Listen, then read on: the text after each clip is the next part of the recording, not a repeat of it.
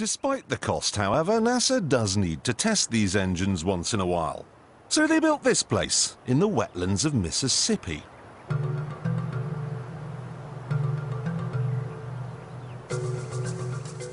The first thing they installed was a huge loudspeaker, through which they played white noise to simulate the sound of a rocket.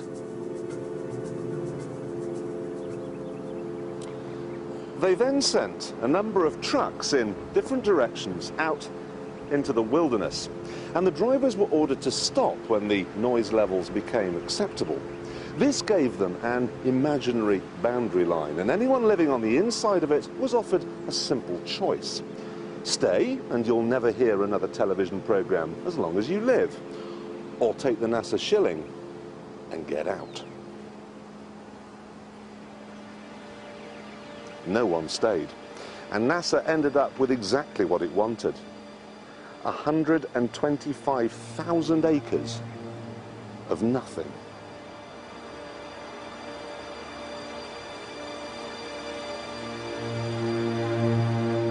They even had to move 5 cemeteries, because the noise they were planning on making would wake the dead.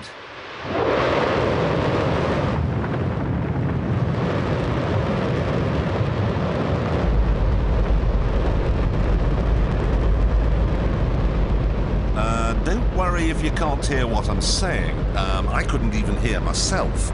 This is the loudest sound you could possibly conceive. And, as it turns out, the cleanest.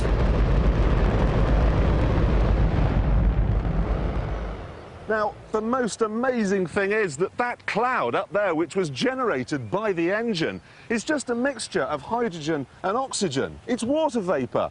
And in about an hour's time, someone in Mississippi is going to get wet washing. It will actually rain.